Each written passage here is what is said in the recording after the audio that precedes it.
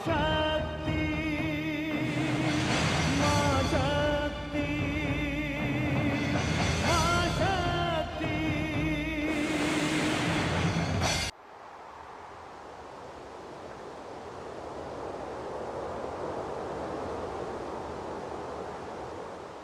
हे Malay पर्वत से आने वाली शीतल मंद सुगंधित वायु, तू किससे मिलने को इतनी व्याकुल है, जो इतनी तीव्र गति से भागी चली आ रही है।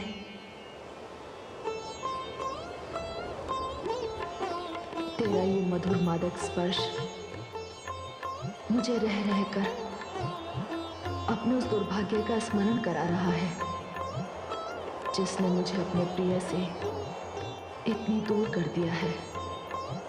हे वायु, जिनसे मिलने का ना तो मेरे पास कोई उपाय है और ना ही कोई साधन। हे मलय वायु, आज तेरे भाग्य से मुझे ईर्ष्या हो रही है। यदि मैं भी वायु होती तो इसी तीव्र गति से दौड़कर अपने प्रिय के चरण स्पर्श करती और अपने भाग्य को सराहती हुई यहाँ लौट आती। तू उसी ओर जा रही है तो मेरा ये कार्य अवश्य करना। हे मलय वायु, तू मेरे इन हाथों को छूकर जा रही है तो मेरे आराध्य देव के चरण स्पर्श करना। कदाचित तेरे स्पर्श से वे मेरी व्याकुलता, मेरी दशा को समझ जाए।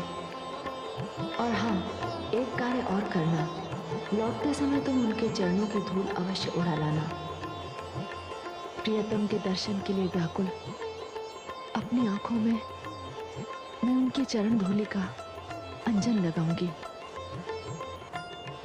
दर्शन के लिए तरसती इन आंखों को तभी शीतलता मिलेगी।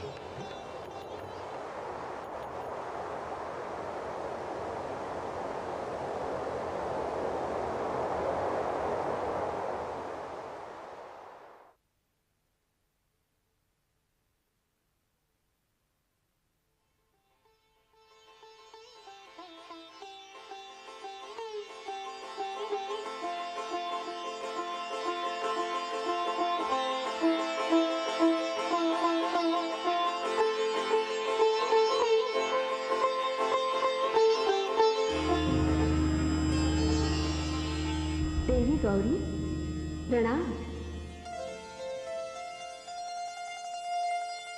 कौन है आप? मैं मलय वायु हूँ। मलय वायु? और यहाँ? हाँ, आपने मुझे कुछ कहने के लिए रोका, इसलिए मैं रुक गई। क्यों मेरा उपहास कर रही हो? मेरे कहने से भला वायु रुक सकती है क्या? क्यों नहीं रुकेगी? किसमें इतनी शक्ति है जो आपके आदेश का पालन ना करे? आप तो शक्ति है देवी। नहीं, यदि मैं शक्ति होती तो किसी की अवश्य होती, और जिसकी होती तो उससे इतनी दूर क्यों रहती? तो हे देवी, आपका यही संवाद मैं अक्षर अक्षर उन तक पहुंचा दूंगी जिनकी आप शक्ति हैं। आप उन्हें कैसे जानती हैं? मैं जब भी उधर से बहती हुई निकलती हूँ, शक्ति की प्रतीक्षा में देवादिदेव शिव को व्याकुल देखती हूँ। हे देवी, मैं अब और अधिक देर नहीं रुक सकती। उनके चरण स्पर्श करती हुई आपके आदेश का पालन करूंगी।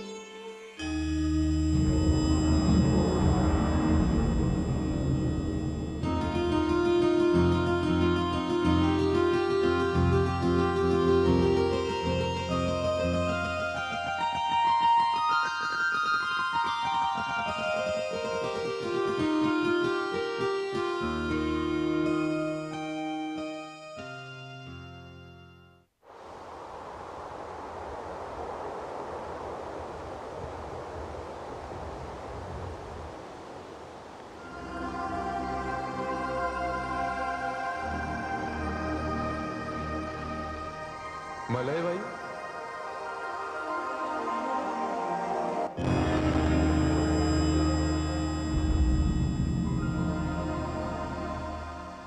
भगवान शिव को मलय वायु का प्रणाम। हे शीतल मन सुगंधित वायु, सारा संसार आपके आगमन की प्रतीक्षा करता रहता है। जीवन के संताप से झुलसे हुए लोगों को आप सुख पहुंचाती हैं, शांति पहुंचाती हैं। आप धन्य हैं। आप सारे संसार की निस्वार्थ सेवा करती हैं। आपका एक स्पर्श पाने के लिए मानव, दानव और देवता सभी तरफते रहते हैं। सत्य कहा प्रभु आपने, किंतु आज मैं आपका स्पर्श पाने के लिए कैलाश पर आई हूँ। मेरा स्पर्श? ये आप क्या करेंगे देवी? हाँ प्रभु, मुझे आपके हाथों को छू लेने की इच्छा है। देवी, वायु के रूप में आपके स्पर्श का स्वागत है, किंतु आज जब आप पधारी हैं, साकार नारी के रूप में आई हैं, और नारी के रूप में आपका स्पर्श मेरे लिए वर्जित है। क्यों प्रभु? क्योंकि मेरा शारीरिक स्पर्श उस नारी के लिए आरक्षित है जिसका मेरे जीवन में अभी प्रवेश नहीं हुआ है। और मैं उसी नारी के लिए आपके स्पर्श की कामना लेकर आई हूँ, और उनका नाम है देवी गौरी। देवी गौरी? वो तो मेरी शक्ति है। मैं आपकी शक्ति देवी गौरी के निवेदन पर उनके कमल जैसे हाथों का स्पर्श करके यहाँ आई हूँ, आपके चरण स्पर्श करने। आप तो त्रिकालदर्शी हैं, त्रिभुवननाथ हैं, अंतर्यामी हैं। आप तो जानते ही हैं कि जैसे जैसे प्रजापति दक्ष का विरोध आपके लिए बढ़ता जा रहा है, वैसे वैसे देवी गौरी की आपके प्रति आस्था और भक्ति बढ़ती जा रही है। भोलेनाथ, वियोगिनी का दुख मुझसे देखा नहीं गया, इसलिए उनका संदेश लेकर यहाँ आ गई। अब आज्ञा दीजिए। प्रणाम। ठहरे देवी। देवी, गौरी का संदेश तो आपने मुझ तक पहुंचा दिया, अब मेरा उत्तर भी लेते जाइए। जाकर गौरी के कान में कहना कि उसके बिना खिले हुए कमल वर्षों की तरह लगते हैं। वर्षा ऐसी लगती है मानो आकाश से खौलता हुआ तेल बरस रहा हो। पहले जो कुछ भी अच्छा लगता था, अब वही पीड़ा देने वाला लगता है। वासंती पवन भी सांप की फुंकार लगती है। देवी, गौरी से कहना कि उसके और मेरे प्रेम का रहस्य केवल मेरा हृदय जानता है, और मेरा हृदय गौरी के पास है। आपकी वाणी सुनकर मेरे कान धन्य हो गए। मैं आपका ये संदेश देवी गौरी तक अवश्य पहुंचा दूंगी।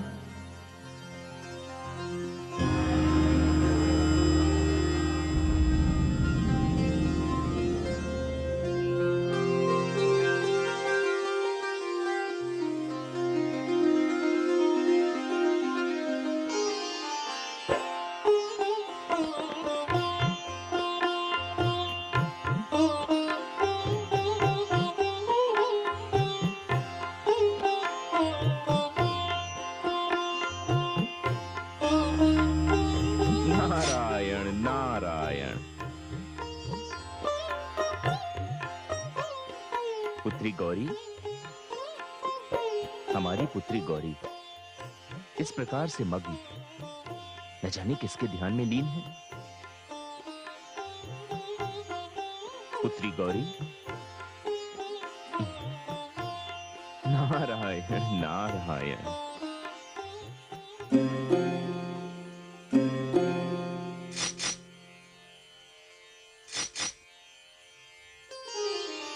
तायाश्री, आप?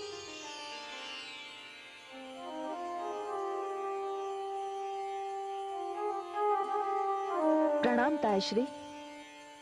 आयुष्मती भव। किस संसार में लीन थी? नहीं तायाश्री, ऐसा तो कुछ भी नहीं। कुछ तो है पुत्री। जब व्यक्ति अपने विचारों में ऐसे खो जाए कि उसे अपने आसपास की सुध भी न रहे, तब तो कुछ बात अवश्य है। नहीं तायाश्री, कुछ भी तो नहीं। देखो पुत्री, पहले तो तुम मेरे नारायण का स्वर सुनते ही मेरी ओर लपककर दौड़ पड़ती थी, किंतु आज तो तुम्हें खड़ताल और वीणा के तारों से जगाना पड़ा। तुम्हारी इस गहरी सोच ने तो मुझे चिंता में डाल दिया। अब बता ही दो पुत्री, कल्पना के किस लोक का भ्रमण कर रही थी तुम? तायाश्री, वो मैं पिताश्री के साथ काशी यात्रा पर गई थी ना, वहां से लौटकर आने के पश्चात। नारायण नारायण, मैं कहता था ना पुत्री कि तुम्हारा इस प्रकार से खो जाना बिना कारण नहीं है। तो तुम उस नगरी गई थी जो तीनों लोक से न्यारी है। वो नगरी तो भगवान भोलेनाथ शिव की नगरी है। क्या तुम्हें भगवान शिव के दर्शन हुए? हाँ हाँ तायाश्री, मैंने दर्शन किए भगवान शिव के। तो शक्ति को शिव के दर्शन हो ही गए। बड़ा ही अद्भुत प्रसंग रहा होगा ये। तायाश्री, बस बस पुत्री, अब कुछ और कहने की आवश्यकता नहीं। अंततः वह शुभ घड़ी आ ही गई जिसकी हमें प्रतीक्षा थी। अर्थात ये तो बड़ी प्रसन्नता की बात है। मुझे यह समाचार भ्राताश्री दक्ष को देना चाहिए, जो तुम्हारे लिए एक अति उत्तम और अति श्रेष्ठ वर ढूंढ रहे हैं। मैं अभी जाकर उन्हें समाचार देता हूं कि हमारी पुत्री के लिए हमें मनचाहा वर मिल गया है। नहीं नहीं तायाश्री, सुनिए। नारायण नारायण। तायाश्री,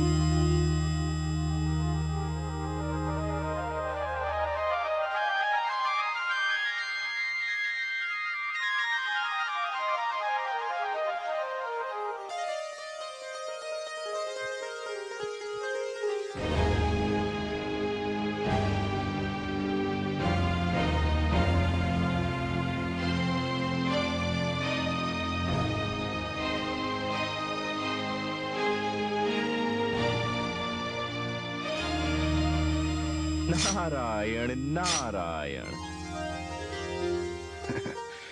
प्रणाम देवर्षि नारद। आयुष्मान भव, कीर्तिमान भव। क्या बात है देवर्षि, आज आप बड़े प्रसन्नचित्त दिखाई दे रहे हैं। सत्य वचन भ्राताश्री दक्ष, सत्य वचन। जब व्यक्ति का मधुर सपना साकार हो जाता है तो प्रसन्नता अपनी सीमाओं को लांघकर वहां पहुंच जाती है जहां मन मस्तिष्क में तरंगे उठ रही हों, हृदय के तार झंझना रहे हों और पग अपने आप नृत्य कर रहे हों। भ्राताश्री दक्ष, आज मैं आपको वो समाचार देने आया हूं जिसे सुनकर आपके जीवन की सारी चिंताओं का समाधान हो जाएगा और आपके जीवन की जो सबसे महत्वपूर्ण महत्वाकांक्षा है वह भी पूरी हो जाएगी। देवर्षि, आप कहना क्या चाहते हैं, मैं समझा नहीं। भ्राताश्री, आपके जीवन की सबसे बड़ी चिंता पुत्री गौरी का विवाह है ना? नहीं देवर्षि, पुत्री गौरी का विवाह मेरी सबसे बड़ी चिंता नहीं है। वो वर है जो सर्वश्रेष्ठ हो, सर्वोत्तम हो। नारायण नारायण। भ्राताश्री, बस वही समाचार तो मैं आपको देने आया हूं जिसे सुनकर आप भी आनंद विभोर होकर मेरी तरह धरती और आकाश के साथ झूम झूम के नृत्य करने लगेंगे। अर्थात भ्राताश्री, पुत्री गौरी के लिए वो वर मिल गया है जो सर्वश्रेष्ठ है, सर्वोत्तम है और पुत्री गौरी के योग्य भी। कौन है वो? भ्राताश्री, उसे कौन नहीं जानता। उसकी महिमा तो तीनों लोक में समाई हुई है। उसके वैभव के आगे कुबेर का धन तुच्छ है। उसके व्यक्तित्व पर तो देवता भी मुग्ध हैं। उसके ललाट पर चंद्रमा का प्रकाश है और उसके नेत्रों में सृष्टि का आदि और अंत समाया हुआ है। देवर्षि नारद, देखिए, अब आप मेरे धैर्य की ओर परीक्षा न लीजिए। कौन है ऐसा वर?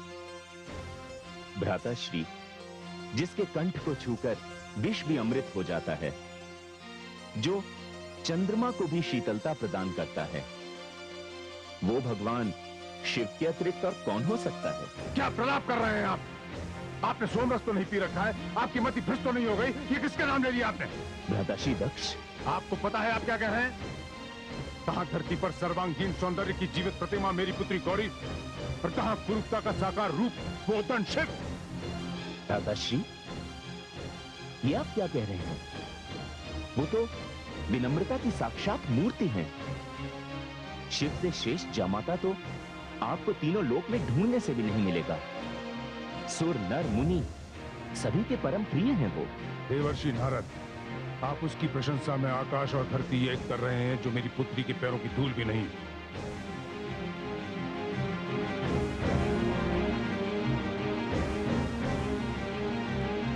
भ्राताश्री, भगवान शिव के संबंध में आपकी धारणा इतनी भ्रमपूर्ण होगी, इसका मुझे अनुमान भी नहीं था। देवर्षि नारद, मैं जानता हूं शिव को। वो सर्वश्रेष्ठ है, वो उत्तम है। क्या है उसके पास? वाहन के नाम पर बैल की सवारी, रत्न और मणियों के नाम पर सर्प की माला, वस्त्र के नाम पर बागंबर। जिसके पास निवास के लिए घर तक नहीं, उसकी गृहिणी बनाकर मैं अपनी पुत्री को कैसे भेज सकता हूं? देवर्षि नारद, शिव जैसे असभ्य और अशिष्ट व्यक्ति को गौरी तो क्या, संसार की कोई भी नारी स्वीकार नहीं कर सकती। भ्राताश्री दक्ष, मैं तो उसका नाम भी नहीं सुनना चाहता मुनिवर। उसके कारण काशी में मुझे अपमानित होना पड़ा। सभा में उसके आते ही मूर्खों की भांति लोग इसकी ओर दौड़ पड़े। लोकप्रियता हो तो ऐसी हो भ्राताश्री। मेरा अंतिम निर्णय भी सुन लीजिए देवर्षि। शिव को छोड़कर यदि आप किसी अन्य वर की खोज कर सके तो करें, अन्यथा। भ्राताश्री, मेरा तो सुझाव यही है कि आप भगवान शिव को ही अपना जामाता स्वीकार कर लें। चुप रहिए। मैं तो चुप रह लूंगा भ्राताश्री, किंतु होनी भी चुप रहेगी या नहीं, इसमें मुझे संदेह है। नारायण नारायण।